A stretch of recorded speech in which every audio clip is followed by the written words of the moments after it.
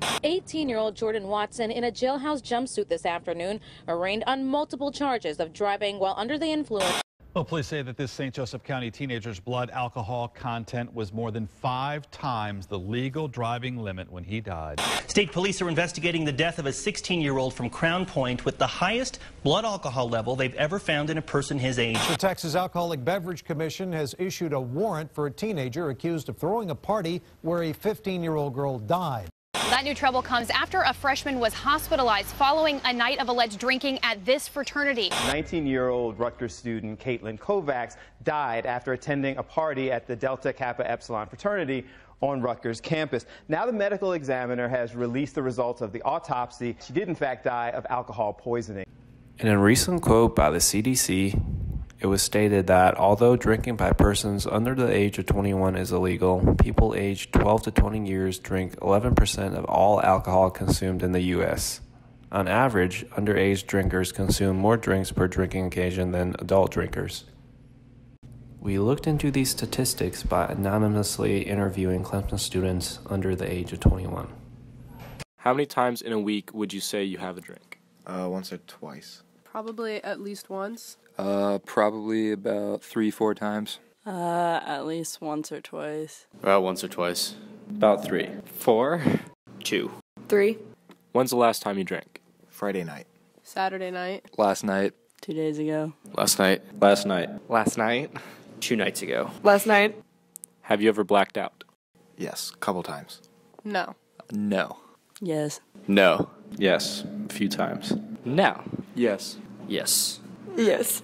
Have you or someone you know ever been hospitalized or worse? No, thankfully no one I know. Yes. Yes. Yes. No. Yes, one of my friends have. No. No. No. No. Have you ever been legally penalized for drinking? No. No. No. No. Nope. No. No. No. Sort of. How easy is it to get alcohol? Extremely. It's very attainable. It's very easy. Older sibling or places that don't card. Very easy. Very easy. Pretty easy. Very easy. Way too easy. Very. How do you feel the drinking age affects underage drinking? It might stop like freshmen and sophomores in high school maybe, but anyone who was going to do it's going to be able to do it anyways, so it doesn't really stop it.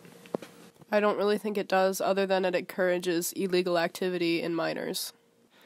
I think seeing as it's kind of like something that we're not supposed to be able to get when minors do get their hands on alcoholic substances, then it just encourages them to consume a lot of it rather than being like a normal thing. So it encourages people to get drunk and really use a lot of it whenever they have it because they don't know when they're going to have it again.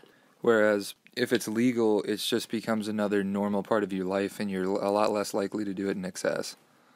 I think it kind of creates an atmosphere where it's like when you get the chance to drink, you have to drink because it's not always a possibility. So it kind of makes drinking a lot more dangerous because people drink a lot more when they can. It doesn't affect it at all. I feel like underage people like to be rebels, so they drink dangerously. Well, I feel like since it's so high, like, I don't know, people are, because I was talking to this guy the other day, and he was like, honestly, like, after college, drinking isn't fun. Like, it's just because the age is so high, so. It makes them think that they're rebels, so they drink even more. It really has no effect on anything. It doesn't stop it at all. If someone wants alcohol, they can get alcohol. I think it promotes it, honestly.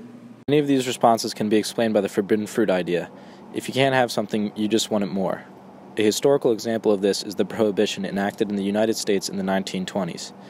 It caused chaos up and down the social ladder, and people of all ages were drinking irresponsibly and illegally.